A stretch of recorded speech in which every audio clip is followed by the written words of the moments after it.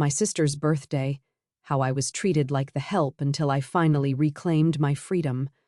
I grip my water glass too tightly as Mom slides the thick cream envelope across the dining table. The Matthews family crest is embossed in gold on the front because heaven forbid my sister have a birthday invitation without a custom wax seal. Cabrica, aren't they gorgeous?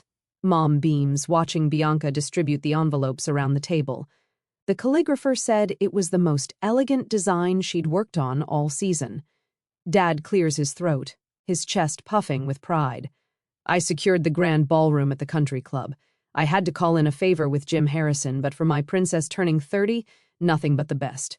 Bianca squeals, flipping her perfect blonde hair over one shoulder. I've already got 150 people confirmed, and that's before sending these out. The Wilsons' daughter had 120 at her 30th, and everyone said it was the event of the year. She smirks. Until mine. Oh, bruh. I take a sip of water, letting the ice clink against my teeth. 10 years of these conversations. 10 years of watching Bianca's birthday turn into a national holiday while mine passes with a grocery store cake, if I'm lucky. Mom turns to me, sliding a thick manila folder across the table with her French manicured nails.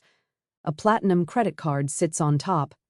"We need you to handle everything again this year, dear," she says, as if bestowing a great honor instead of unpaid labor. I stare at the folder. Inside are magazine clippings, Pinterest printouts, and vendor contacts, the same folder I've received since I was 16, each year growing thicker with demands. "Make sure they have that champagne fountain like the Wilsons had," Bianca interrupts, not bothering to look up from her phone. "But bigger and with the good champagne, not that cheap stuff." Ebroey Dad taps the credit card. "Put down the deposits with this. We'll reimburse you. Eventually." He chuckles like it's a joke we both enjoy. My fingers close around the folder. They're trembling, but no one notices. No one ever notices. I see myself at 17, canceling my sleepover to address Bianca's 21st birthday invitations. I see myself at 21, missing my own dinner reservation because Bianca's DJ canceled last minute and someone needed to find a replacement. I see myself at 24, watching my bank account drain as I covered the $4,000 flower bill that Dad promised to pay back next week. I'm still waiting on that reimbursement. I see my own birthdays, exactly 2 weeks after Bianca's, passing in a blur of leftover decorations and distracted well wishes. "We're all partied out," Mom always says.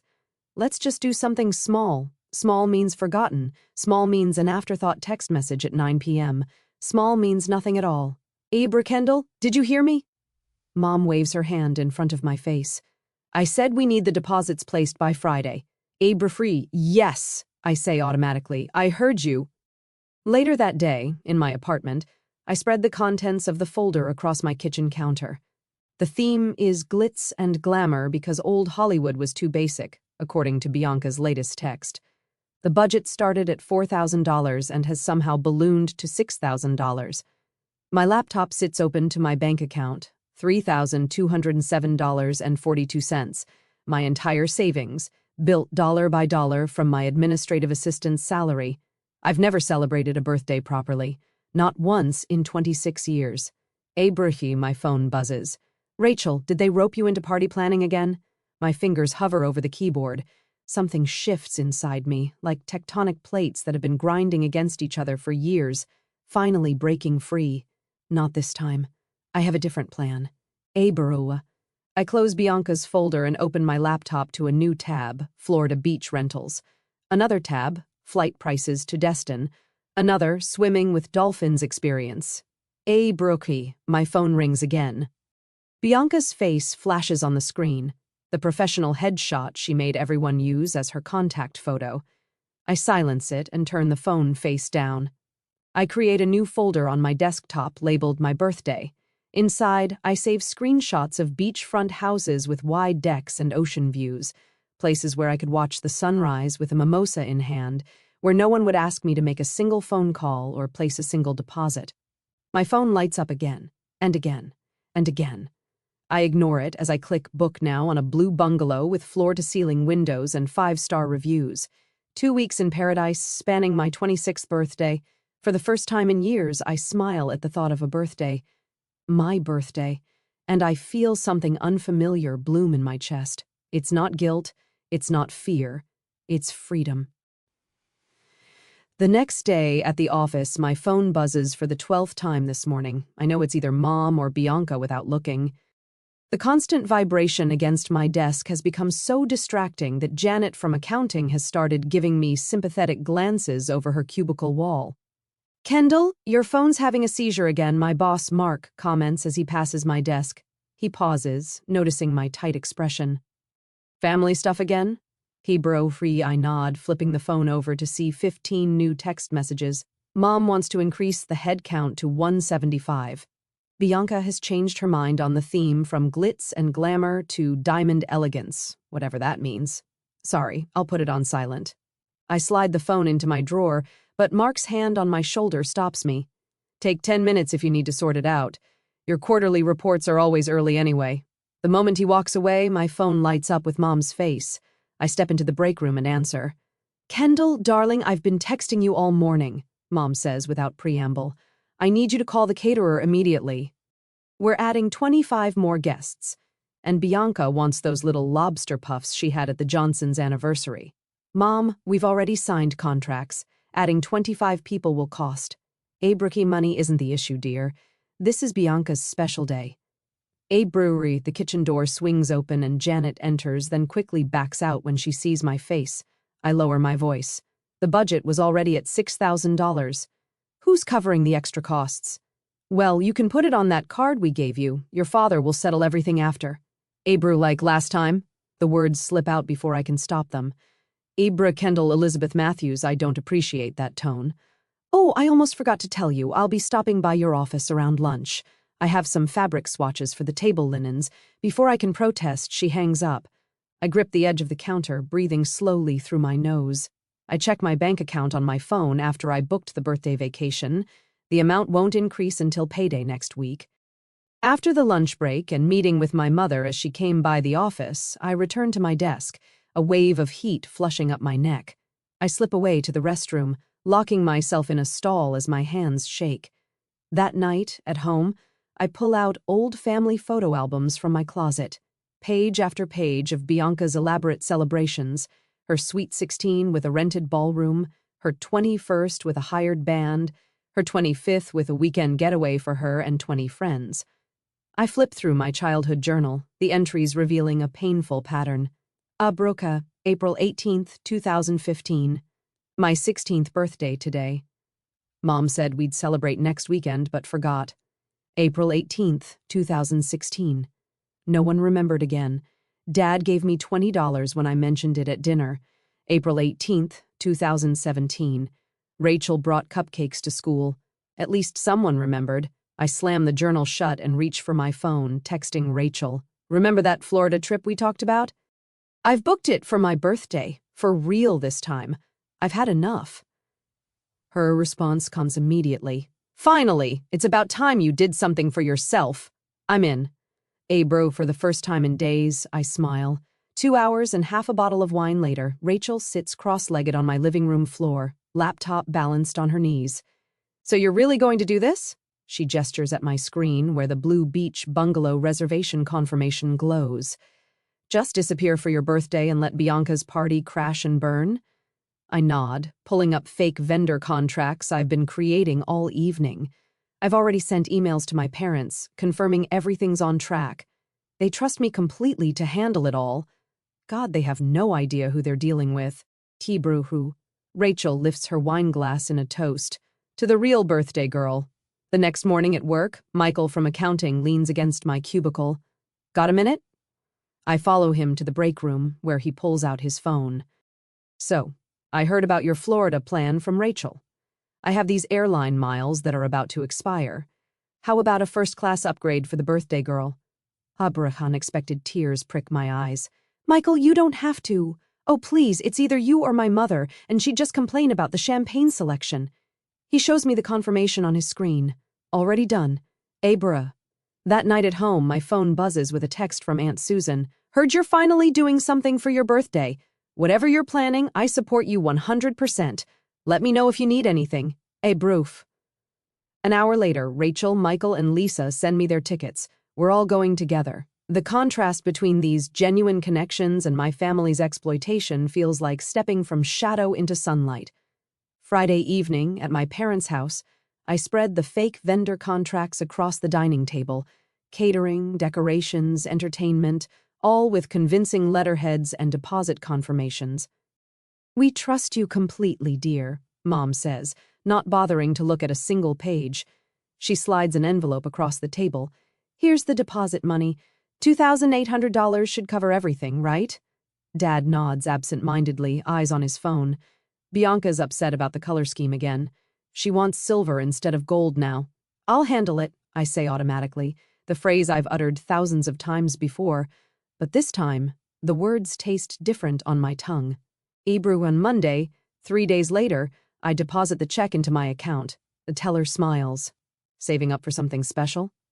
I think of the ocean view from my rented bungalow, the dolphin excursion booked for my actual birthday, the first-class plane ticket waiting in my email. "Yes," I answer, feeling the unfamiliar curve of a genuine smile. Something very special, just for me. During a family dinner, or rather, another ambush, on Saturday that week, the dining room feels smaller than usual, like the walls are inching closer with each minute of this emergency family meeting. 2 weeks before Bianca's birthday, we're all summoned as if discussing national security. These decorations are completely inadequate. Bianca slams her palm on a catalog page. "This is the most important day of my life. The centerpieces need to be at least twice this size." Ebrew, Mom nods sympathetically while Dad checks his watch. I sit quietly making notes in my planner while mentally confirming my flight and booking details. "We'll need to increase the budget again," Dad says, pulling out his checkbook. His eyes flick to me. "Kendall, cover the difference until we get to the bank next week." Ebrew nod, the motion automatic after years of practice. My savings account has already recovered from booking my Florida trip, thanks to my salary and a forgotten Christmas bonus I'd stashed away.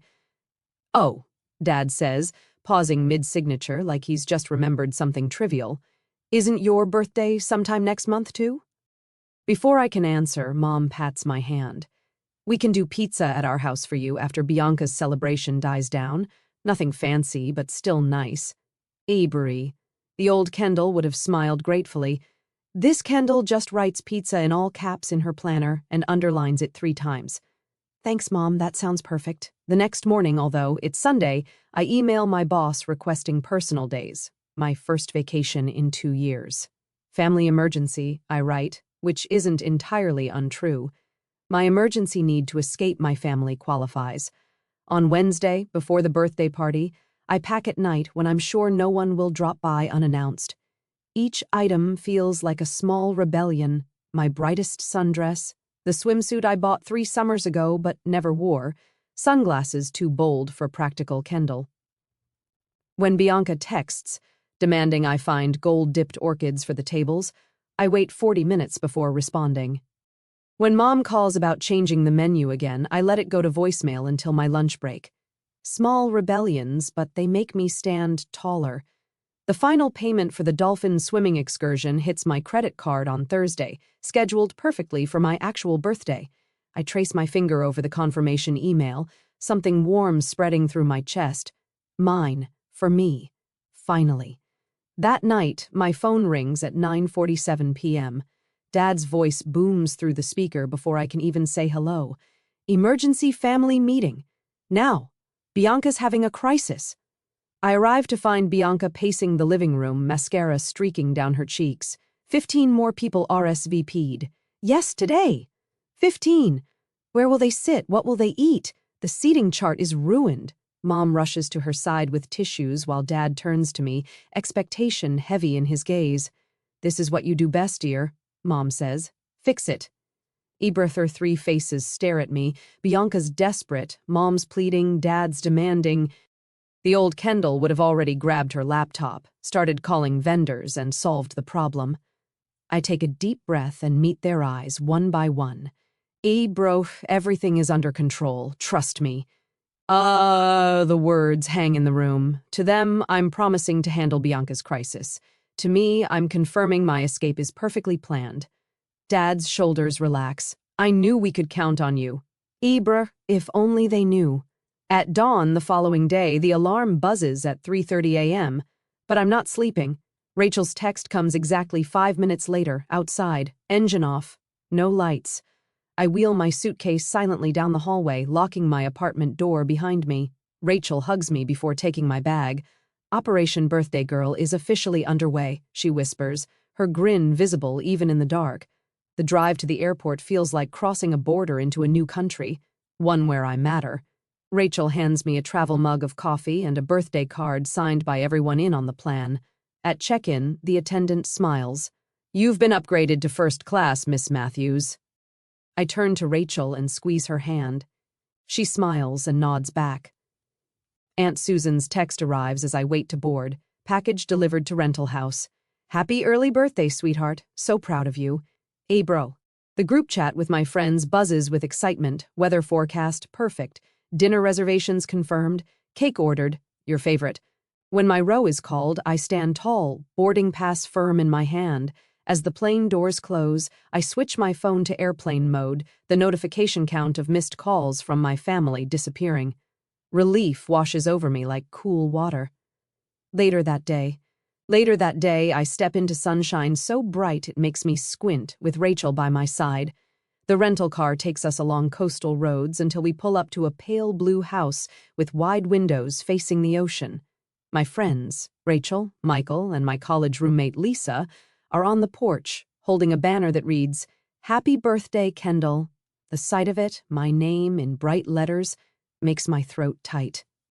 Inside, tasteful decorations catch the sunlight. Nothing like the gaudy, excessive preparations for Bianca, just simple, beautiful touches that show someone thought about what I would like. Rachel hands me a champagne flute. To Kendall, she says, raising her glass, finally celebrating the birthday girl who deserves it. We clink glasses, and I look around at these people who traveled here just for me, who took days off work, who spent their money and time to make me feel special. "I need to change my voicemail," I say suddenly, pulling out my phone. Bro, they watch as I record. "Hi, you've reached Kendall. I'm unavailable until further notice. Crew, unavailable." The word tastes like freedom. That evening, I walk alone on the beach as the sun sinks toward the horizon. The water rushes over my feet, then retreats, again and again, like the years I've spent giving and retreating. For the first time, I let myself feel the pain of being overlooked. Tears come hot and fast, drops of salt water joining the vast ocean before me. Abraham footsteps approach from behind. My friends surround me, Rachel holding a chocolate cupcake with a single candle flickering in the breeze. An early celebration. "Make a wish," Lisa says softly. I close my eyes. I wish to never disappear again. The candle goes out. I open my eyes to find them all smiling at me. "I think this is the first time I've felt special on my birthday," I whisper. Michael pulls out his phone for a group selfie, the sunset painting us in gold. "Caption?" he asks, thumb hovering over the screen. I smile, feeling lighter than I have in years. Best birthday I've never had. On Bianca's birthday that Saturday, the grand ballroom of Westlake Country Club stands empty at 6:15 p.m. No twinkling fairy lights, no champagne fountain, no centerpieces with fresh roses, just bare tables and undecorated walls. The venue manager glances at his watch, shrugging at the waitstaff who hover near the kitchen doors. At 6:27, the first guests arrive in cocktail attire. They wander through the unlocked doors, voices echoing in the cavernous space. "Is this the Matthews party?" A woman in a sequined gown asks the confused server. "No setup has been scheduled for today," he replies, checking his clipboard. "We have nothing on the calendar." Eberfee. By 6:45, the parking lot fills with luxury cars and confused attendees. Small clusters form as guests check their invitations, confirming the date and time.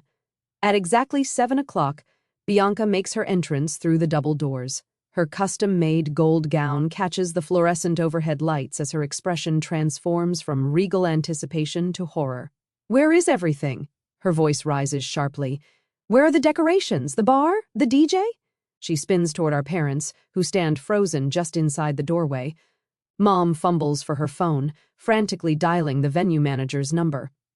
"There must be some mistake," she says, voice trembling as the manager approaches. "We booked weeks ago. My daughter handled all the arrangements. Brew." "I'm sorry, Mrs. Matthews," he says, reviewing his tablet. "We have no record of any reservation for tonight. Nothing has been booked, and no deposits were placed." Dad steps forward, reaching for his wallet. "There's been a misunderstanding. I can pay now, whatever premium necessary." The manager's expression remains professionally sympathetic. "Sir, we're fully booked tomorrow with a wedding. We have no staff scheduled tonight, no catering prepared, and the decorating crew isn't here. There's nothing available." Outside in the parking lot, Bianca screams into her phone. "Kendall, answer your damn phone! What have you done?" Her mascara runs in black rivulets down her flushed cheeks. She stabs at the screen again and again, each call going straight to voicemail. Mom paces between confused guests, phone pressed against her ear. "Kendall, this is your mother." "Call me immediately. Your sister's party is... There's been some kind of... Just call me back." Her voice cracks as she hangs up and immediately redials. "Maybe she had an accident," Dad suggests, loosening his tie as sweat beads on his forehead. "Should we call the hospitals? I posted the invitations on my story last week," Bianca wails as friends awkwardly pat her shoulder. "Everyone will know my birthday was ruined." Abrah's mom gathers herself, addressing the growing crowd. "We're moving the celebration to our home. Please follow us there."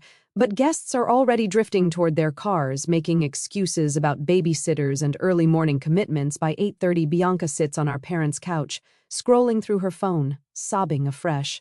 Marissa already posted about the birthday disaster. It's all over Instagram. During that time in Florida, I stretch out on a massage table as gentle hands work the knots from my shoulders. Ocean waves provide the soundtrack through open windows, and I haven't touched my phone in hours. "Best birthday gift ever," I murmur as the masseuse works on a particularly tight spot between my shoulder blades. In the beach house kitchen, Rachel screens my messages, fielding the 20th call from my mother. Still no answer, she tells Michael and Jen, who arrange a birthday breakfast tray with fresh fruit and mimosas.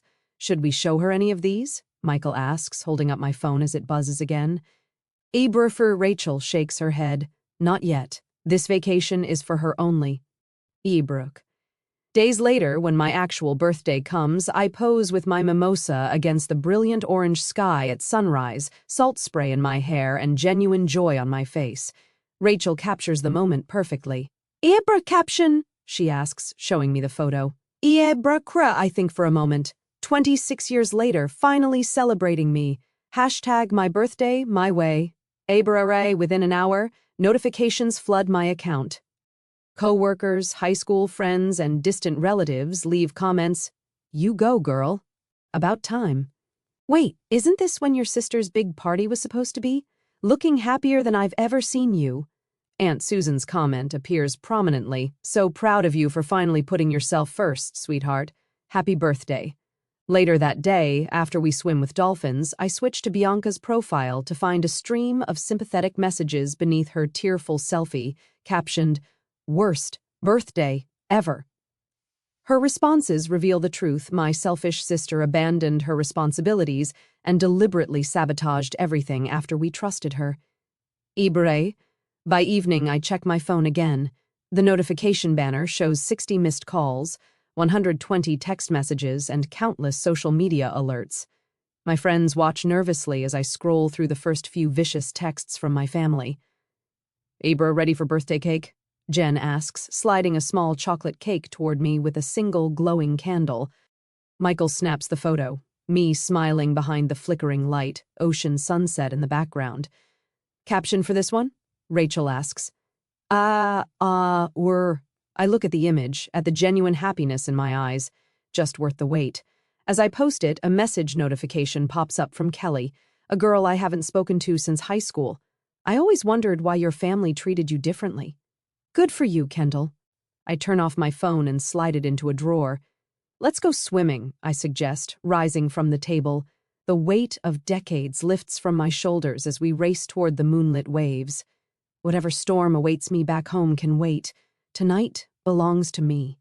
The day I return from my birthday trip, my phone buzzes to life as the plane touches down, notifications flooding in like a digital tsunami, 3 voicemails from Dad, 7 texts from Mom, and an email from Bianca with a subject line in all caps. I take a deep breath before listening to the first message. Brafi, you've destroyed this family. Dad's voice trembles with rage. Come home immediately to fix this. Braf. Mom's text cuts deeper. How could you embarrass us like this? Everyone is talking. The email from Bianca contains a paragraph of accusations ending with, "You ruined the most important day of my life. I'll never forgive you." Hebrew. Only Aunt Susan's message offers any comfort. They're planning an ambush when you get home. Stay strong, sweetheart. You did what you needed to do. In the airport bathroom, I stare at my reflection while Rachel's voice plays through my speakerphone. Remember why you did this. You deserve to be celebrated. 2. Brookie, I matter too, I whisper to the mirror, shoulders squared. No more invisible daughter. I practice the words again, louder this time. An older woman at the sink beside me nods approvingly. An hour later, my Uber driver glances at me in the rearview mirror as we approach my apartment building. Whatever you're heading into, you look ready for it. Brooke, I clutch my beach tote tighter. I hope so. The key turns in my lock, but the door opens before I can push it. They're already inside. Mom sits ramrod straight on my sofa. Dad paces by the window, and Bianca occupies my reading chair, eyes puffy and mascara smudged. How could you be so selfish and childish? Mom launches her attack before I've fully entered, her voice pitching higher with each word. Dad stops pacing, hands shoved deep in his pockets. We raised you better than this, Kendall. You've always been jealous of me. Bianca's voice breaks on a theatrical sob. I set my bag down slowly, deliberately closing the door behind me. They expect me to crumple, to apologize, to beg forgiveness. I remain standing while they sit. I've been planning my sister's birthdays since I was 15, I begin, my voice steadier than I expected. I've canceled my own plans, used my savings, and spent countless hours making sure Bianca's special days were perfect. Mom opens her mouth, but I hold up my hand. I'm not finished. The words come out sharper than I intended. I pull out my phone and open my calendar app. Here are the last 11 years of our birthdays. See these highlighted dates? Those are Bianca's celebrations. Notice anything about the dates 2 weeks later? My birthdays? I turn the screen toward them. No highlights, no events, nothing. Ibrifi Dad shifts uncomfortably. That's hardly the point. I've never had a birthday, I say, my voice unwavering. Not once in 26 years. This vacation with my friends was the first time anyone has ever celebrated with me. I pull out a folder, organized just like the one they've handed me for years. Here's a list of expenses I've covered for Bianca's parties. $6,000 in the last 3 years alone. Money I was promised would be reimbursed. Brew. The silence stretches between us, thick and uncomfortable. Birthdays aren't important at your age anyway, Mom finally says, waving her hand dismissively. Ibrahim Dad's face hardens. After all we've done for you, this is how you repay us. By humiliating your sister in front of everyone we know?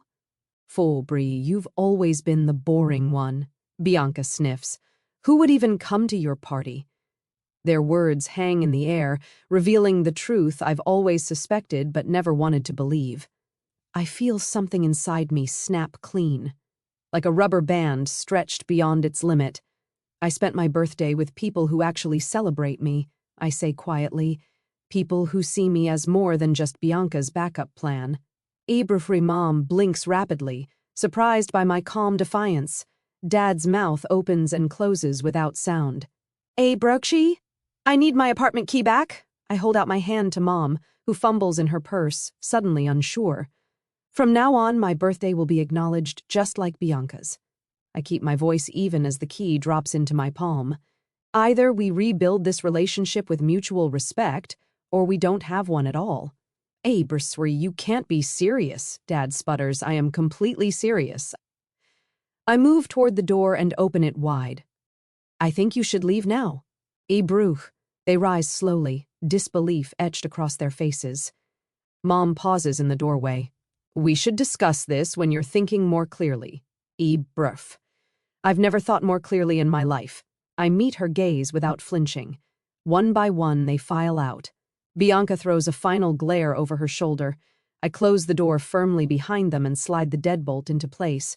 In the sudden quiet of my apartment, I press my back against the door and slide down until I'm sitting on the floor.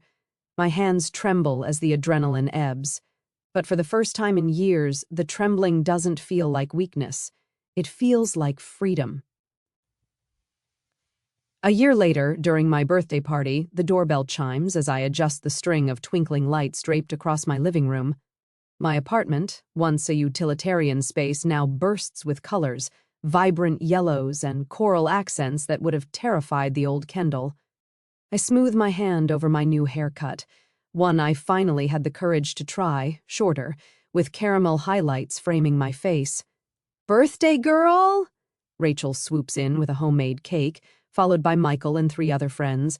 Behind them stands Aunt Susan, clutching a wrapped package tied with a satin ribbon. "Bro, look at you," Aunt Susan says, giving me a proper once-over. Standing tall, taking up space. I catch a glimpse of myself in the hallway mirror. She's right. My shoulders no longer curve inward. My smile reaches my eyes. What a difference a year makes. Rachel raises her glass, champagne catching the light. To the year Kendall found her voice, and to many more birthdays celebrated exactly as they should be. The glasses clink together in my small but tastefully decorated apartment. Pictures from Florida hang prominently on the wall, tangible proof of the moment everything changed. My therapist would call this progress, I say with a laugh that comes easily now. Dr. Whitman helped me understand that one act of self-respect could ripple through every aspect of my life. Since standing up to my family, I've earned a promotion at work, asked for a raise, and started dating again. "Your mom called me yesterday," Aunt Susan says quietly as the others chat across the room. "She wanted to make sure I'd be here." The birthday card from Mom arrived 3 days ago, on time, with a handwritten note that said simply, "Thinking of you. Baby steps." Dad still struggles with our new dynamic. Last month, he asked when I'd get over this phase. Bianca surprised me, though. After 6 months of silence, she texted, "Do you want to get coffee sometime? We're rebuilding on new terms." Slowly. Crescent time, Michael announces, piling colorfully wrapped packages on the coffee table.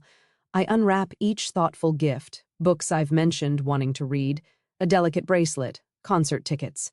Aunt Susan hands me her package last.